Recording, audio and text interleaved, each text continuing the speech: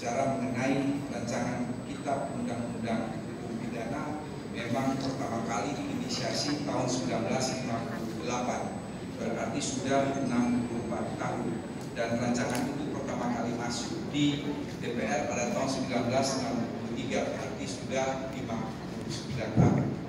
Bapak Ibu, dalam rangka menghibur diri, saya selalu mengatakan bahwa tidak ada satu negara pun di dunia ini yang dengan begitu cepat kilat bisa membuat KUHP yang baru setelah dia terlepas dari suatu penjajahan. Belanda yang menjajah kita itu ketika dia terlepas dari Prancis, dia membutuhkan waktu 70 tahun untuk menyusun KUHP baru dengan catatan satu, Belanda adalah homogen, dua, luas wilayahnya sebesar Provinsi Jawa Barat, dan yang ketiga, jumlah penduduknya itu tidak seberapa. Lalu kita bandingkan dengan Indonesia, Bapak Ibu, yang luas wilayahnya 1/8 dunia dengan jumlah penduduk lebih dari 200 jiwa di dalam masyarakat yang multi etnis, multi religi, multi culture, sehingga memang tidak mudah untuk merumuskan suatu kitab undang-undang dalam bentuk kodifikasi yang akan memuaskan, yang akan membuat semua orang atau semua pihak senang. Oleh karena itu, Bapak Ibu, kita mencari jalan tengah atau win-win solution atau the middle way dalam rangka merumuskan berbagai formulasi dalam RUU KUHP yang paling tidak mencari titik-titik temu dari keanekaragaman, apakah itu keanekaragaman sosial, agama, budaya, dan etnis yang ada di Indonesia. Jadi ini adalah merupakan suatu perjalanan panjang. Yang kedua, Bapak Ibu, yang ingin saya jelaskan terkait RUU KUHP ini adalah persoalan proses. Bahwa sebenarnya proses itu telah selesai pada tahun 2014-2019. Itu sudah mendapatkan persetujuan tingkat pertama. Kebetulan saya secara pribadi terlibat sejak tahun 2014, jadi sudah 8 tahun. Tetapi ketika akan disahkan pada tanggal 19 September 2019, Presiden Joko Widodo menarik RUU tersebut dari DPR dengan alasan bahwa ada beberapa pasal yang masih menimbulkan perdebatan sehingga perlu disosialisasikan kepada masyarakat sehingga tidak timbul permasalahan di kemudian hari. Pemerintah bersama dengan DPR telah melakukan sosialisasi di 12 provinsi dan itu dimulai di Medan pada tanggal 25 Februari 2021 dan berakhir di Jakarta pada tanggal 14 Juni 2021.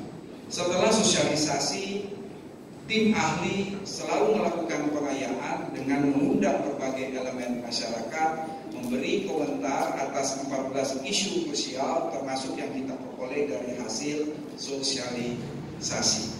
Dan kemudian sepanjang tahun 2022 kami melakukan penyempurnaan terhadap RUU KUHP yang itu selesai pada tanggal 4 Juli 2022 dan kami serahkan ke DPR pada tanggal 6 Juli.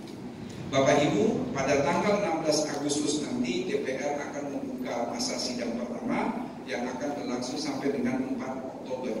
Jadi kurang lebih 40 hari ada masa sidang DPR. Di sini RKUHP mendapat prioritas untuk dibahas. Berdasarkan putusan Mahkamah Konstitusi, sudah barang tentu kami akan patuh dengan putusan Mahkamah Konstitusi tersebut bahwa dalam perumusan suatu rancangan undang-undang menjadi undang-undang harus ada meaningful participation atau partisipasi yang sangat berarti dari seluruh elemen masyarakat, baik berupa hak untuk didengar, hak untuk dijelaskan, dan hak untuk dipertimbangkan. Oleh karena itu kami akan membuka luas berbagai masukan dari masyarakat, dari elemen, dari segenap anak bangsa dalam rangka untuk memperbaiki kitab undang-undang hukum pidana. Yang terakhir Bapak Ibu yang ingin saya jelaskan adalah persoalan substansi dari RUU KUHP itu sendiri. Jadi Bapak Ibu, penyempurnaan yang dilakukan oleh pemerintah sepanjang tahun 2021 sampai dengan 2022 ini ada 7 hal. Yang pertama itu adalah soal 14 isu krusial. yang nanti akan saya uraikan satu persatu. Yang kedua, kita melakukan sinkronisasi antara penjelasan dan batang tubuh atau dengan pasal-pasal. Yang ketiga, kita menyesuaikan ancaman pidana supaya tidak terjadi disparitas pidana. Yang keempat, kita melakukan harmonisasi dengan berbagai undang-undang di luar KUHP. Kemudian yang keenam, ini terkait dengan teknik penyusunan undang-undang berdasarkan undang-undang peraturan perundang-undangan.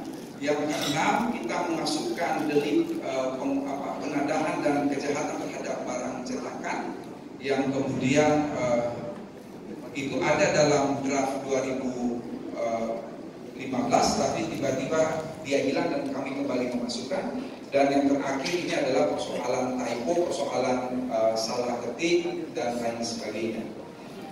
Bapak Ibu, yang paling menarik adalah ketika kita berbicara mengenai 14 isu krusial yang mendapat tantangan bukan tantangan tetapi menimbulkan perdebatan di dalam masyarakat.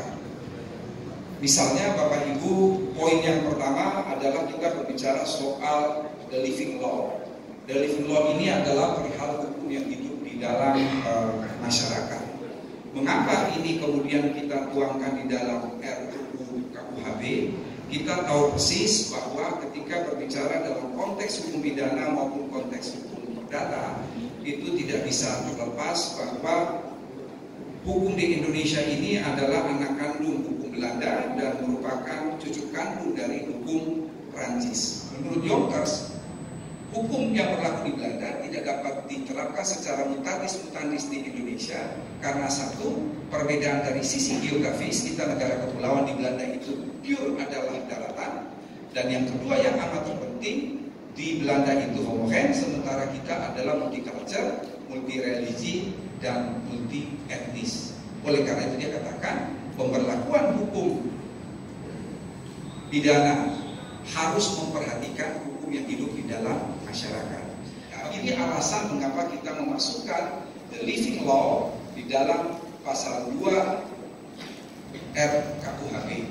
Bapak Ibu jangan salah tafsir bahwa living law yang kita maksud itu satu, perbuatan yang betul-betul terjadi itu tidak diatur sama sekali di dalam RKUHP. Yang kedua itu hanya pidana ringan.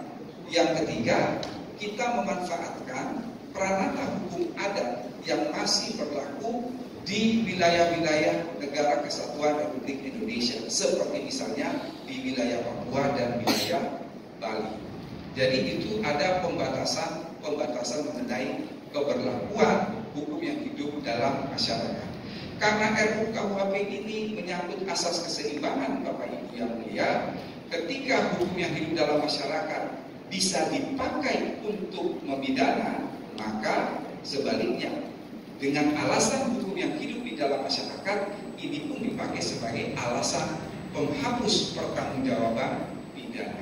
Yang berikut ketika kembali kepada pidana mati, tadi saya katakan dia merupakan pidana khusus, dijatuhkan secara alternatif 10 tahun jika dia berkelakuan baik, maka diubah dari pidana mati itu menjadi pidana seumur hidup. Dan yang kedua, pidana mati itu hanya untuk beberapa kejahatan tertentu. Ternyata memang Bapak Ibu, pidana mati bagi Indonesia ini bukan persoalan hukum, tapi dia merupakan persoalan politik dan persoalan religi. Nah, ini lalu kemudian kita mencoba mencari apa yang kita sebut dengan istilah middle way atau Indonesian way, yang merubah pidana mati itu menjadi pidana khusus, bahwa itu dijatuhkan secara alternatif dengan percobaan 10 tahun, kemudian itu bisa dirubah menjadi pidana sementara waktu, baik seumur hidup maupun sementara waktu 20 tahun. Bapak Ibu, isu yang ketiga yang tidak kalah menarik itu adalah persoalan penyerangan terhadap harkat dan martabat Presiden dan Wakil Presiden. Bapak Ibu, mengapa ini tetap kita pertahankan? Tentunya ada beberapa alasan yang cukup prinsip. Yang pertama, yang ini selalu saya katakan dimanapun dan kapanpun, saya tidak habis pikir atau tidak masuk di akal sehat saya. Dalam KUHP seluruh bangsa di dunia ini, Bapak Ibu, pasti ada bab yang berjudul kejahatan yang menyerang martabat kepala negara asing. Jadi Bapak Ibu bisa bayangkan, kepala negara asing itu harkat dan martabatnya dilindungi di dalam KUHP. Kok kepala negara sendiri tidak dilindungi? Ibarat kita memuji-muji tetangga, tapi orang tua kita boleh kita maki. Itu bagi saya yang saya tidak pernah bisa menerima secara akal sehat. Kalau orang mengatakan bahwa penghinaan terhadap presiden itu dihapuskan saja. Itu salah satu contoh. Yang kedua, itu kita telah merubah formulasi menjadi delik aduan. Artinya apa? Ini hanya bisa diadukan oleh presiden atau wakil presiden. Yang ketiga, ada alasan menghapus pertanggungjawaban pidana. Apa alasan menghapus pertanggungjawaban pidana?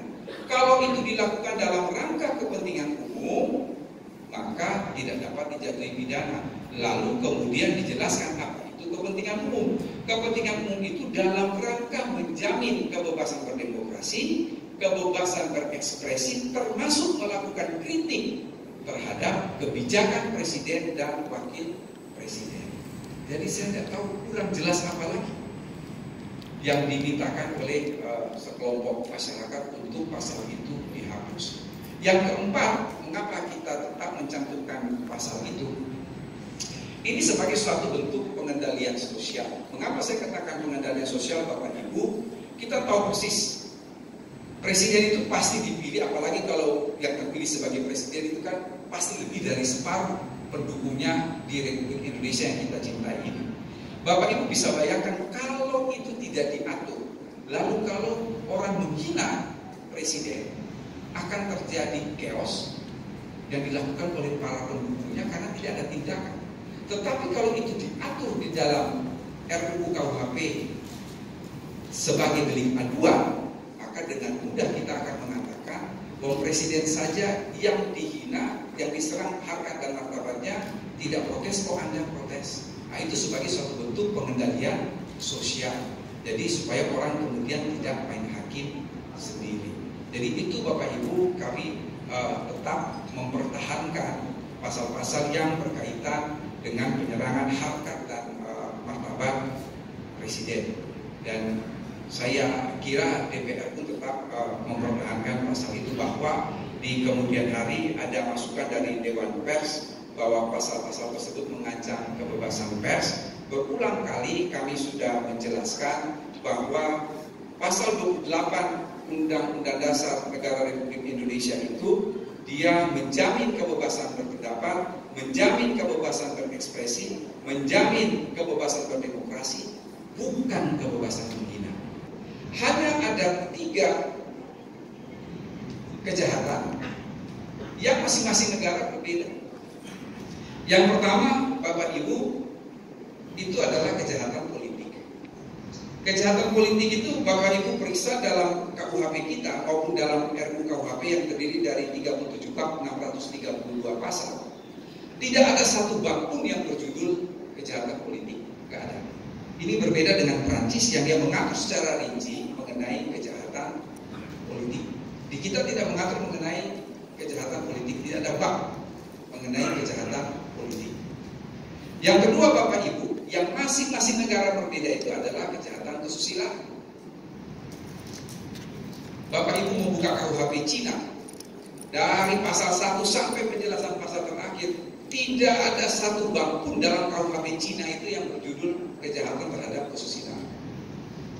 Dan yang ketiga Bapak Ibu adalah soal penghinaan. Penghinaan itu di masing-masing negara berbeda. Nah, ini yang perlu kita sadari bersama Bapak Ibu. Ketika bicara delik politik, bicara soal kejahatan terhadap kesusilaan, bicara soal penghinaan, jangan sekali-kali lalu kita mengatakan di Amerika begini, di Jerman begini, di Belanda begini. Kita sedang tidak menyusun kitab undang-undang hukum pidana Amerika. Kita tidak sedang menyusun kitab undang-undang hukum pidana Belanda, tapi kita sedang menyusun kitab undang-undang